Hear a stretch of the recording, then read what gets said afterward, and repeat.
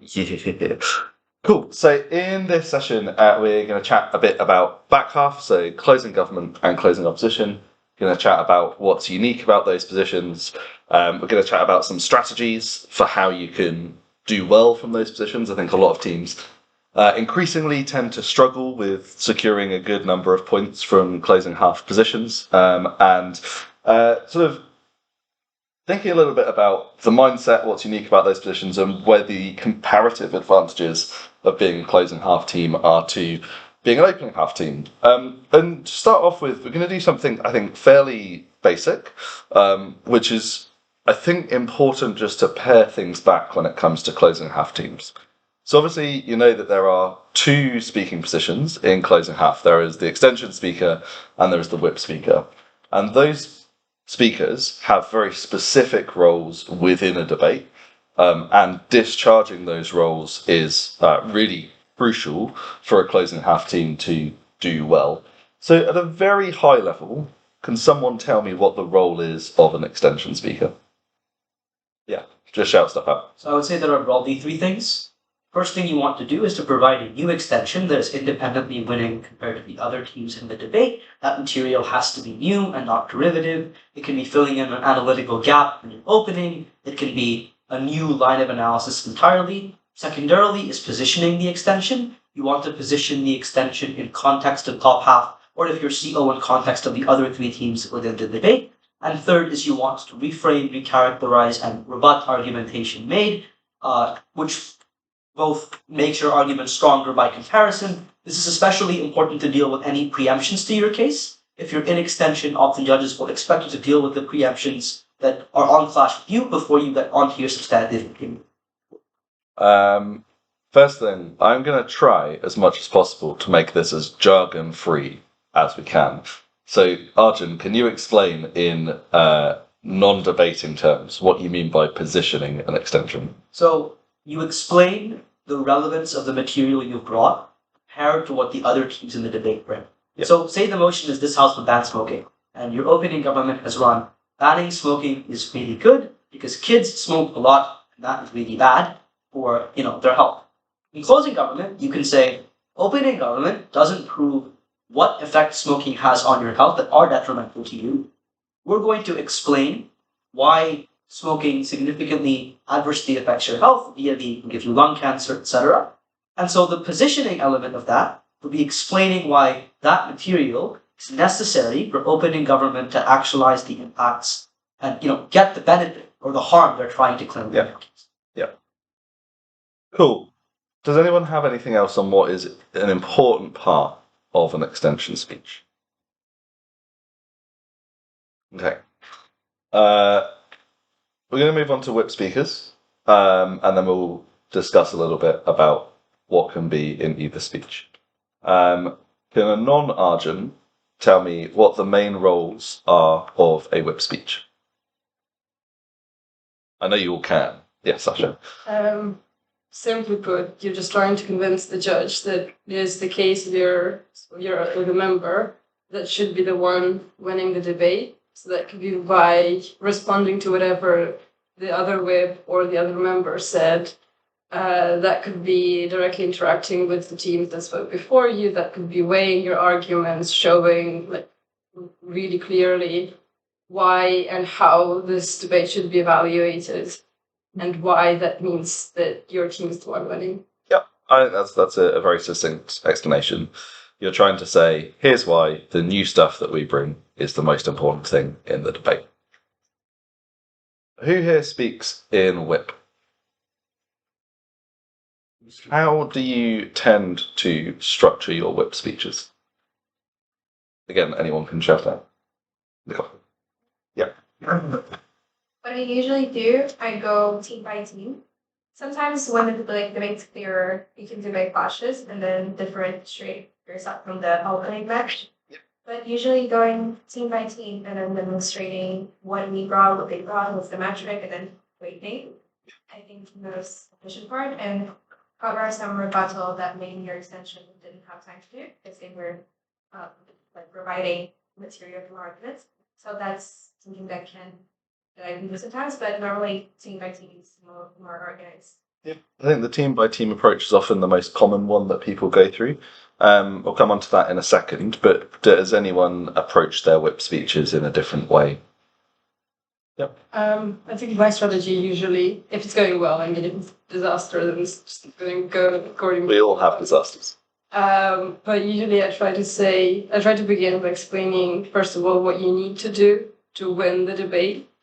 Second of all, why, regardless of anything else I say in the speech, regardless of any rebuttals, whatever, in the best case of the teams, our case is already more important if we take them at like a reasonable level.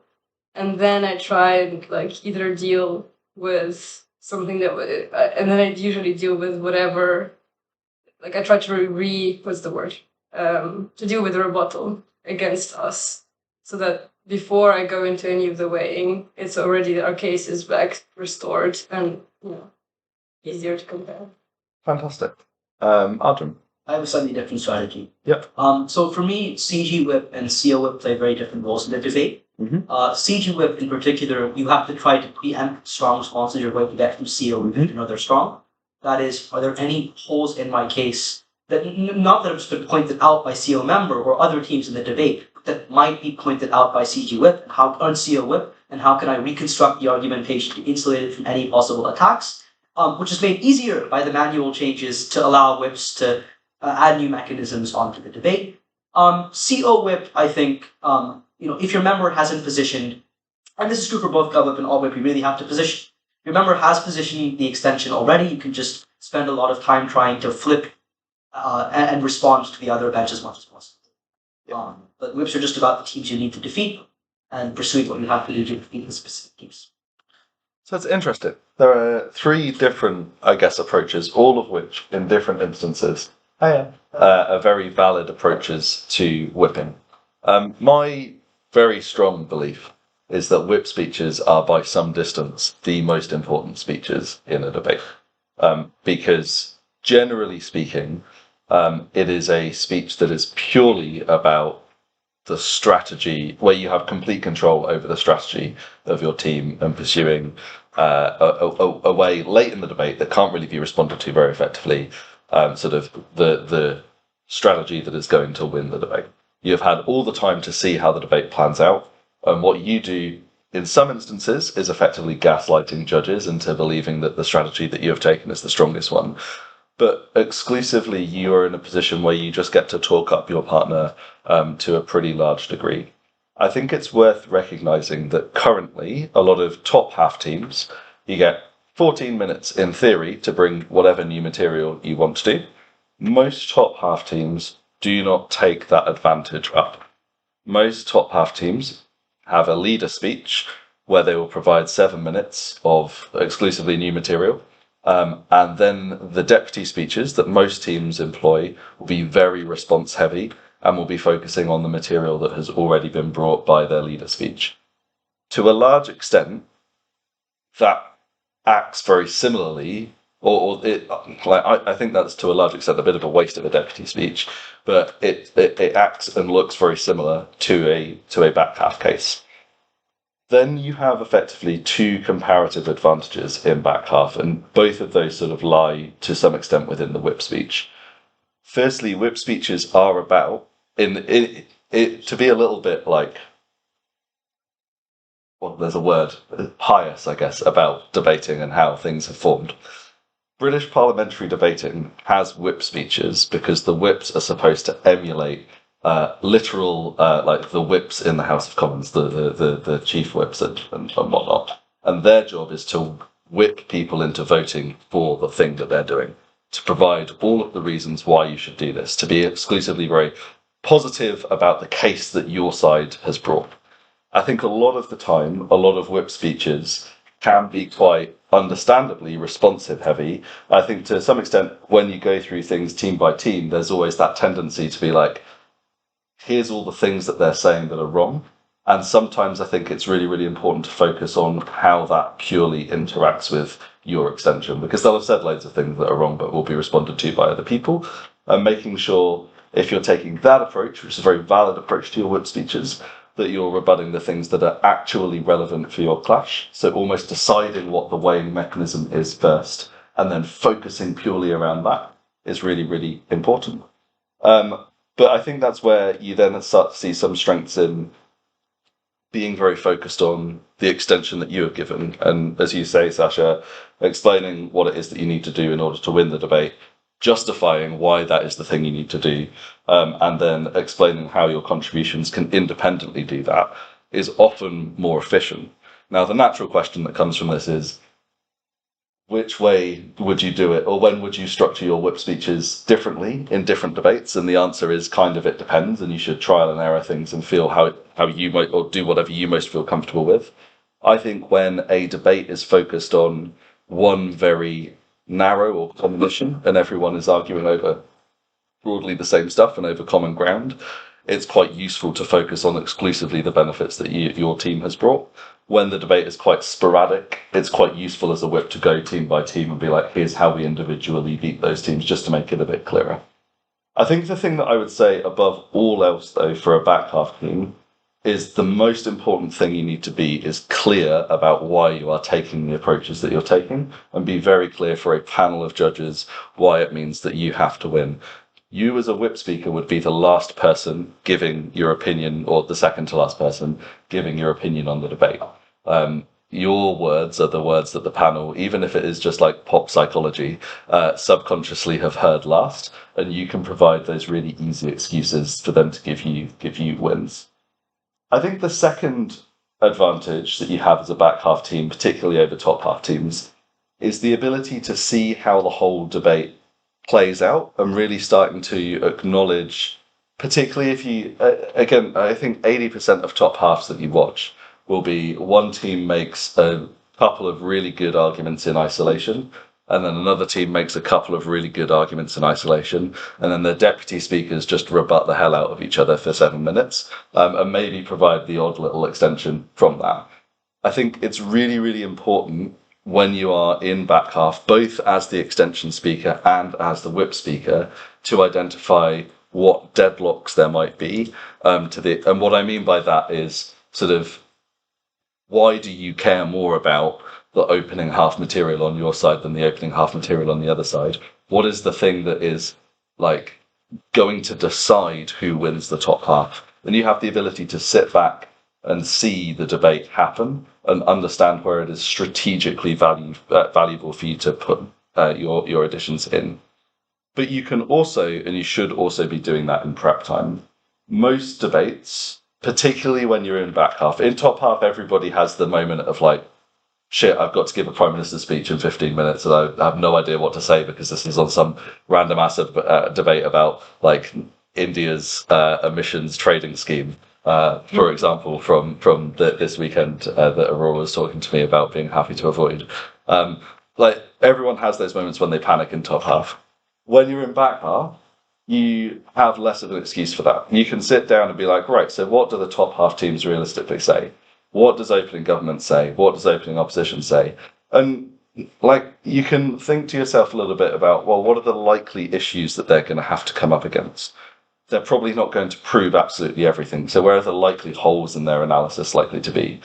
If they do prove everything, and you end up with a situation where opening government prove that this, whatever policy it is, will be good for reason A, and opening opposition say it'll be bad for reason B, how are you in closing half going to say we care more about A than B? Like doing the actual comparison of that, because that sort of stuff is stuff that will help you sort of elevate above your top half, because you will be giving, and it will elevate you above both teams because you'll be giving reasons as to why the judges should actually care more about one than the other in what is a comparative exercise.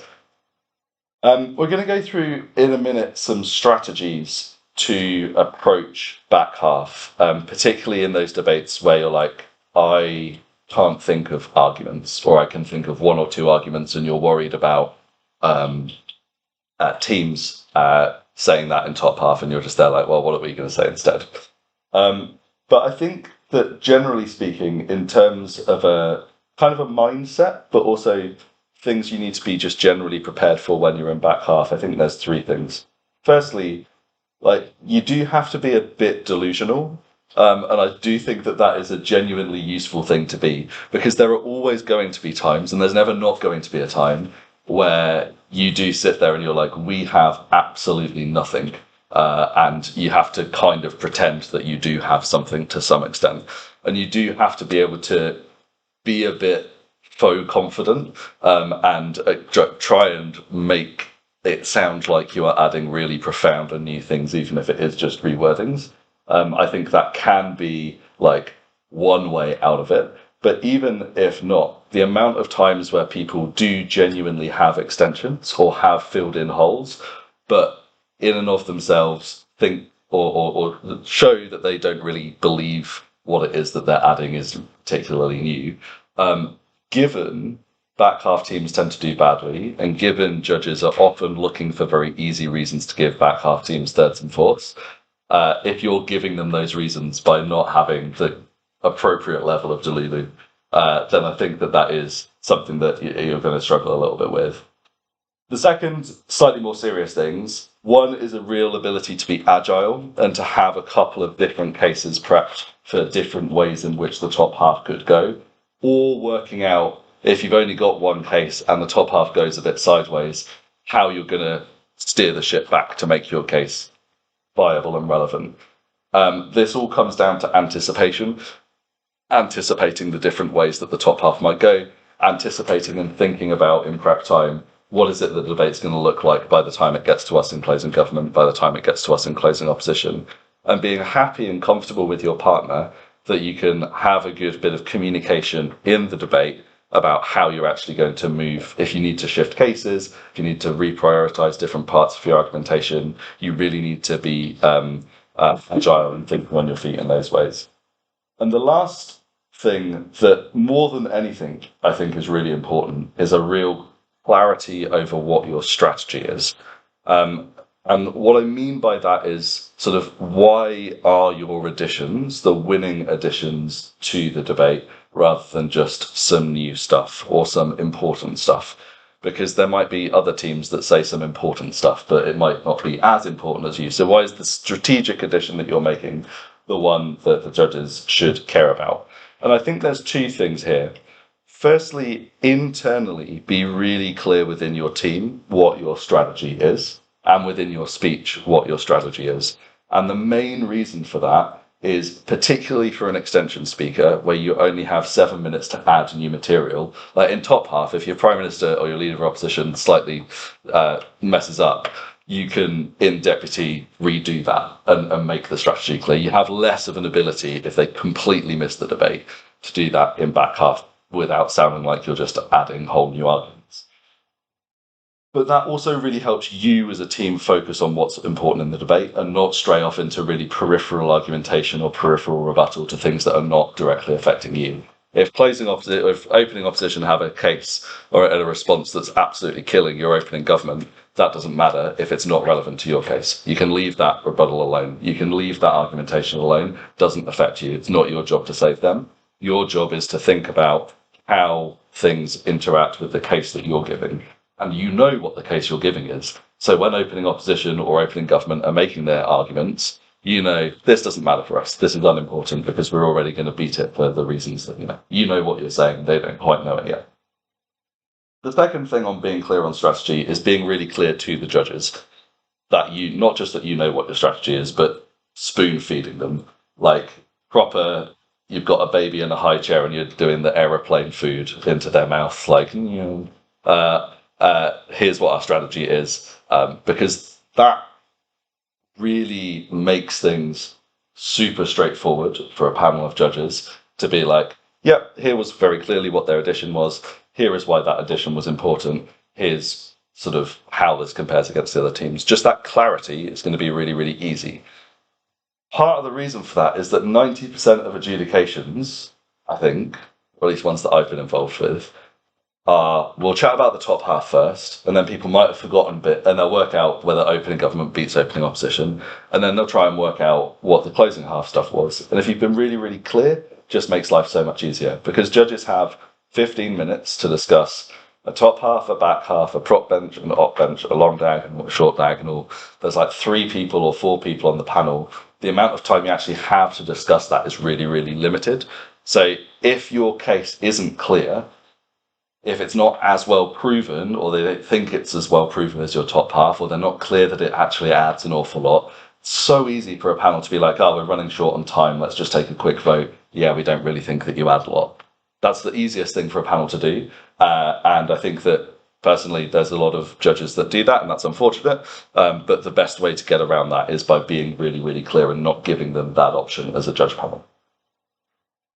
So, going to chat very quickly about some strategies. So, let's say we're in a debate, and you've had some thoughts about what the debate might look like in the top half, and you're coming to realize that maybe you don't know if there is enough in this debate for you to have an extension. I think there are broadly 4 relatively straightforward strategies that you can take with different levels of success. Now, the first thing I will say is that not all of these strategies are strategies that will win you the debate. However, if you are in closing government or closing opposition and you think there is nothing for me to say, taking a third, taking a second is also good. Taking a fourth with good speaks might also be better than what you might be worried about. So I think this is about sort of relatively what is going to be a good tool for you to use. And in different debates, it might be different things, but I just want to chat through a few different strategies that you could employ. This is not an exhaustive list. People will, over time, work up their own ones. These are just 4 strategies that I have found fairly useful. If you think that there is absolutely nothing else in the debate beyond 2 arguments that you have thought of, I'm going to say you're probably wrong. And that there are some CA teams that would set motions that only have 2 arguments in them. But I'd like to think that the chances of you being at that competition with those CAs are fairly limited, and that there are probably a few more arguments. I think the first and most basic thing, but often the most effective thing to do, and we'll walk through an example of this once I've just gone through these strategies, is to think about all of the different stakeholders who might be affected by this motion. And I do mean all of them, and be quite widely encompassing of who is affected.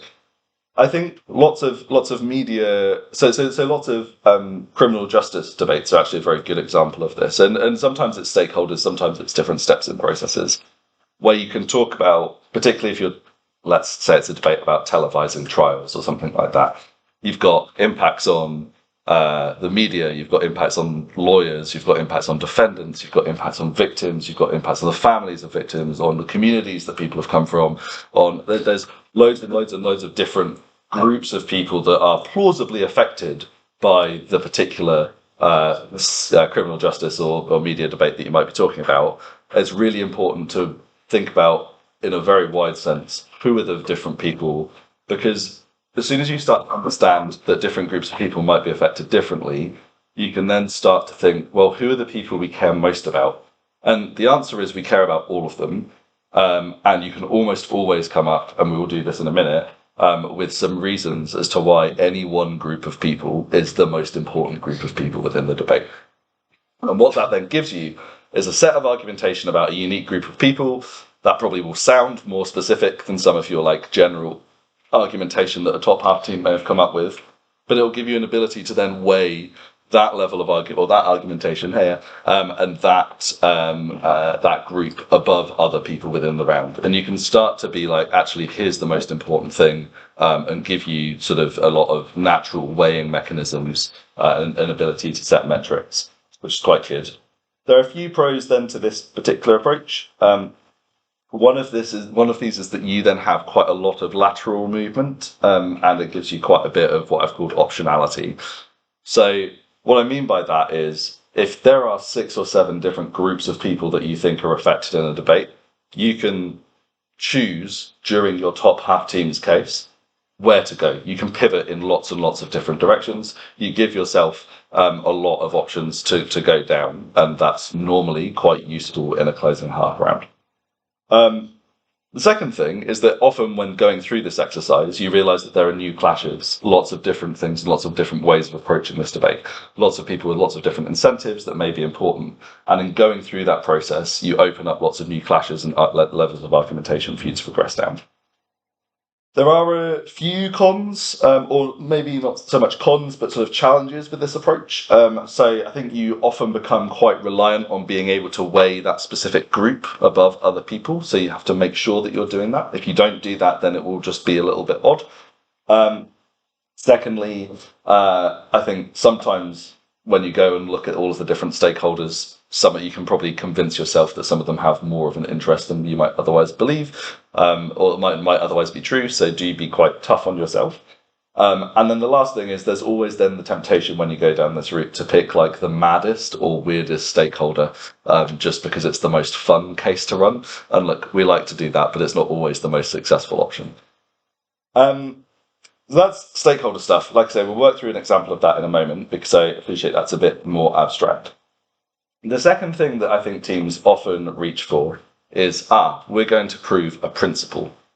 And sometimes principles work really, really well in debating, and sometimes they don't. I think, generally speaking, if you are in closing half and you want to run a principled case, principles work really, really well in the lowest impact debates, because principles themselves are very hard to prove as being hugely impactful. Now, people can do this. I am not one of those people. I'm not that good with principles. But when you progress with principled argumentation, a lot of the time people then are like, this principle really matters because without it, bad outcomes could happen, which then means that the principle itself is not what you're arguing for, but you're arguing against the particular outcomes. That's still useful, but it means that you've not got the same sort of principled argumentation.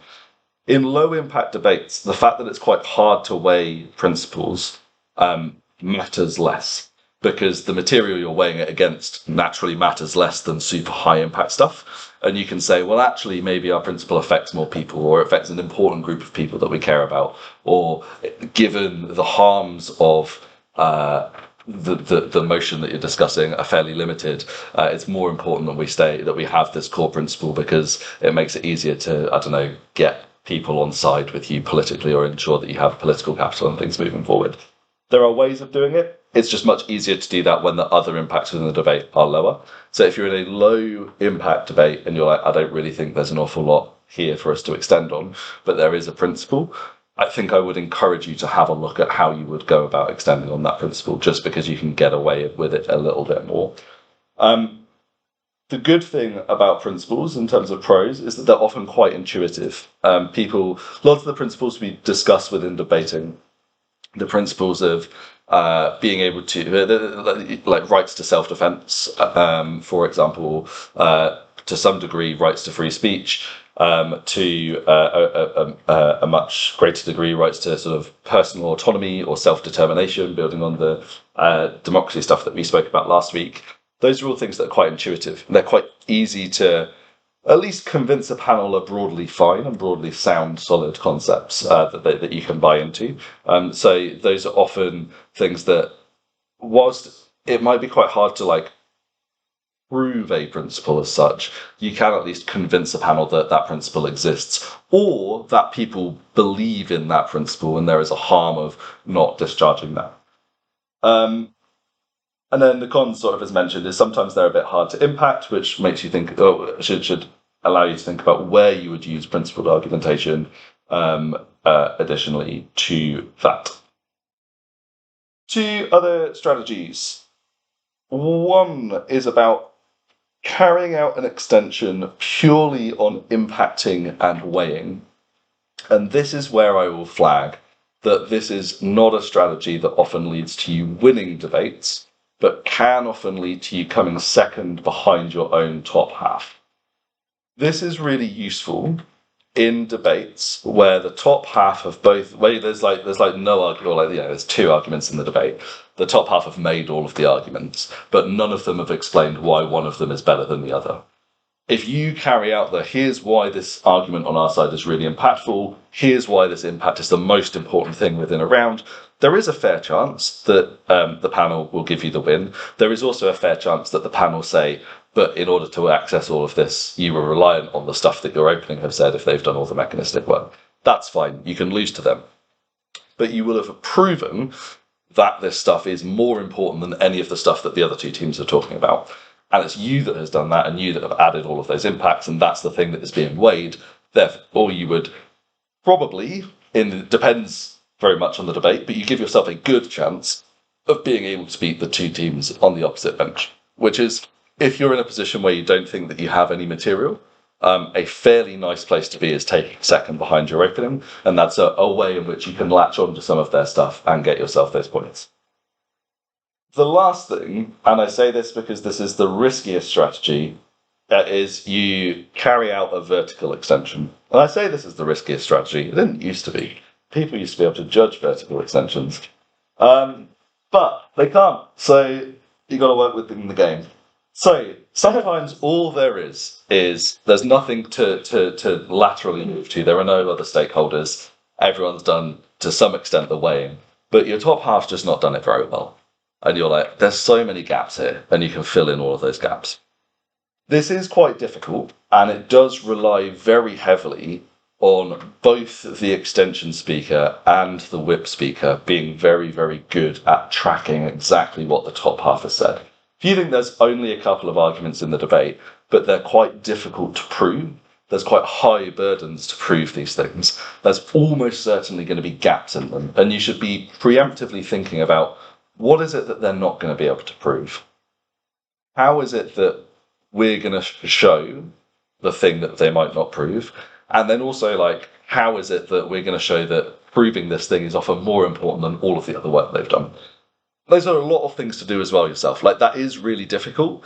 It is a really, really risky strategy to go down. It would be, I would say, the last resort in most debates, unless you're really, really confident that you are just so much obviously better than the team in top half. I think it would be a strategy that is a bit risky.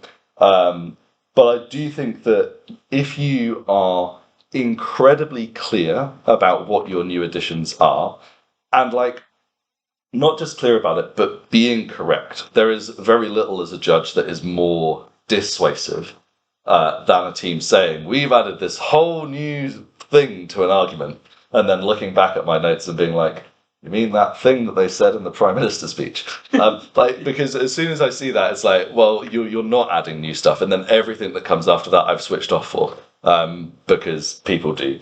And I think that it's really, really important to be incredibly clear and correct about what it is that you're adding, and making sure that you have tracked near flawlessly where those gaps are.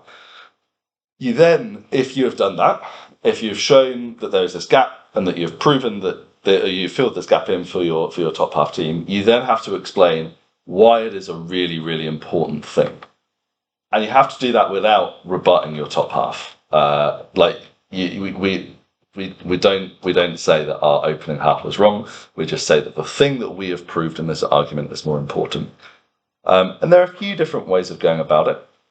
Depending on what the logical thing is, it might be that, or the gap that you're filled in is, it might be that they have been responded to by one of the opposition teams, and you can say, well, they've not filled in this gap and we have done that for them, therefore we're not only overcoming our own top half, but also the responses by the other teams. That can often be quite persuasive.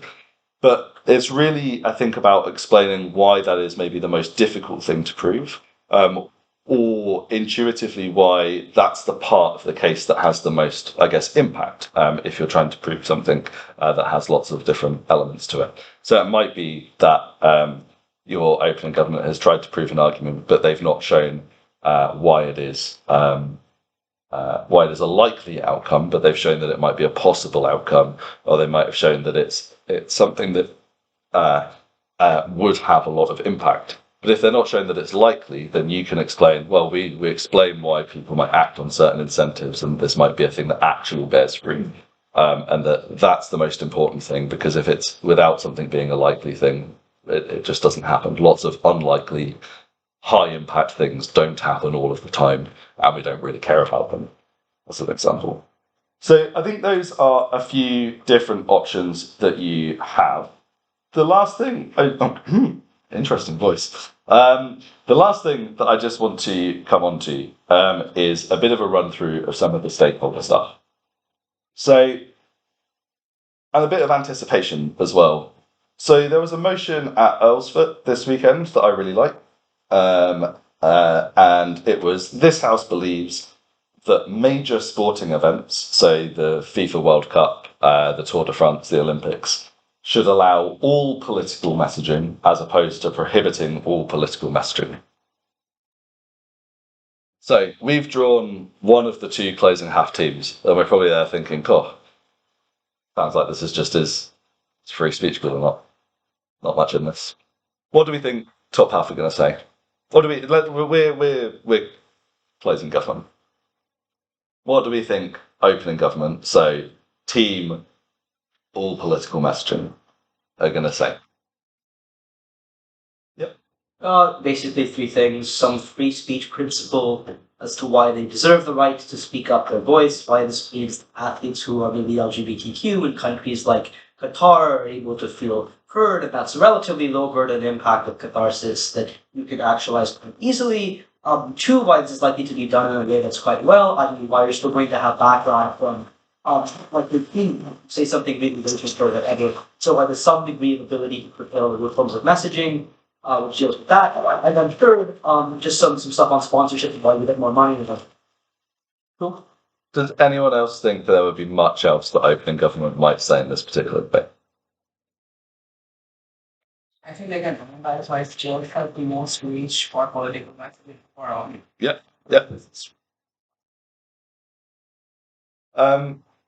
Do we think that there is intuitively lots else in this debate beyond, like, should sports people be able to say this, and is sports a good vehicle? I think probably intuitively not. So we might then look at, well, who are the different stakeholders involved in major sporting events? So one of the ones that we've already discussed is players. Who else is involved? Who else is a person affected by political messaging in sports events? Who else are involved in sports events? the viewers, Pardon? the people who watch sport. Yeah. Fans? Governments. Yep. I don't know if that's the same thing, but the people actually funding the team. So there's sponsors, there's governments, because particularly if you look at football, there are some teams that are historically attached to regimes from the past who have also been involved, and the people who fund both the events and the sports teams. You've got the managers, the organisers, like the architecture behind the teams as well, and you've also just got the organisers of the competition. Now, all of these might be affected differently. So we've discussed the players quite a bit. To some extent, we've discussed the teams and managers, because there might be some sort of lack of harmony if somebody on a team speaks out, and that might be quite difficult to manage. If I'm a sponsor of a major sports event, do I want people to be able to talk about whatever political messaging they want, or do I not want that? Why wouldn't I want that? Like turn off the viewers. Might turn off some viewers, might turn off people who would go to your company. You say it depends, Arjun. Why might you want that? Because certain countries like Saudi Arabia and Qatar invest very heavily in sports teams to be able to propagate some type of image globally. Yeah. And that means you might want your players to speak out in favor of, for example, the Neon Line project in Saudi Arabia, or speak out in favor of Saudi Arabia letting women drive to kind of pinkwash or greenwash the sports washing is what I'm looking for. Yeah. The image of the country. I think there's lots of different. Yeah, there could also be like positive brand association. Like I can't remember the name of the player, but Nike did that whole kind of advertising campaign. Yeah. With the guy who would kneel during the national anthem. Yeah, because that's yes. I'll come back. Original argument. Pardon? What is the original argument? So, I mean, the original argument from top half that we were discussing was something along the lines of players should be allowed to say this because they have some right to free speech, or they might want to vocalize or talk about oppression of a group that they might identify with. So in sports, there's been lots of sports people from Barcelona talking about Catalan independence and things like that. So there's quite a few extensions that can come off of this, but I think one of the important nuances, and this is sort of where it might be that they care an awful lot about it, it might be that sponsors don't like it, is it depends on what the issue is, because there are some issues where it would be hugely great for the brand of the sponsor, and there are some issues where it'd be really terrible for the brand of the sponsor if they were to come out and say things, and that just has a risk. Yes. And what does that mean? What does that mean for sponsorship? What does that mean for the sport? Now, we don't have to go through all of that here, but these are the sorts of questions you might ask during prep time, and that gives you something different that you're talking about. Similarly, the organisers of the events, not just the sponsors, but like, let's say you were hosting a major competition and there was some huge drama about what one of your sports players had said. That's really difficult for the organisers. It has or for the country that's hosting it. It can tarnish a lot of the brand and the depending on what it is that's being talked about, and not be always the most pleasant. So I think there's lots of different stakeholders that can be affected in lots of different ways. So that is a way in which in prep time you might sit down and be like, who are all of the different people that are affected? And we've done that, and then you think to yourself, well, let's pick on one of them. How are they affected? On what tournament is it, or like what is the precise context? Is I think the kind of idea of like sports people giving their views on issues can be quite controversial issues, particularly on the international scale. For example, in tournaments, just the Olympics, World Cup, where really the whole international community comes into one event, and due to the fact that countries are very diverse and have very different political and cultural views. Yeah. In this context, it can be very contentious. But yes, he said, I forgot his name, but Arjun. But I think you made a very good point about the fact that it can be used for promotion of the country or the ruling government. Yeah, no, it can be. And there's the point of this exercise is that actually, if you're in closing government or closing opposition for all of these different stakeholders, you can find a way that it would be positive or a way that it would be negative. And then you could go through this, 5 or 6 different stakeholders, and there are more. But you could go through that and be like, actually, where do we think we can make the most ground? And you can give yourself a case where if your top half just talks about players and the rights of players to express themselves, you've got 4 or 5 other groups that you can then discuss, and you can move laterally to be like, actually, it's more important that we discuss how it might affect the fans. Is there going to be within Scotland and the Old Firm derby, for example, between Celtic and Rangers, it's very sectarian, and there are lots of games in football or in other sports as well where things can be flashpoints for hooliganism and for violence. Maybe that's more important than the right of free speech for a particular player. And there's lots of ways that you can then weigh that in back half, and that's a way in which you can then take the win and give yourself more options in what might initially feel like a fairly limited debate. That was just what I wanted to run through in terms of most of the back half strategies that I wanted to discuss. I think when it comes to prep time, there are sort of 3 things that is worth doing. And when I say prep time, I also include the top half speeches, because you will be prepping your case during those to some extent. The first question you should be asking yourself before anything else is, what do we think the top half is going to say? When we stand up in extension, what's the debate roughly going to look like? And if you can get to a place where you can pretty accurately understand that, you're already a leg up on the top half teams. But because then the next thing is, so what is strategic addition we can make? Might be stakeholder stuff, might be some vertical additions, might be some impacting and weighing, might be a different principle. It might be approaching the debate from an entirely new angle on something else that we've not covered. And you can give yourself the best position or the best understanding to then approach the debate from that perspective. Then the debate and the top half debate happens. And the last thing, and this comes to the strategy that we discussed, being clear on that from the top, that you need to do is set the metric of the debate. Be very, very clear. Here is the thing that wins the debate. Here is the most important thing in the debate.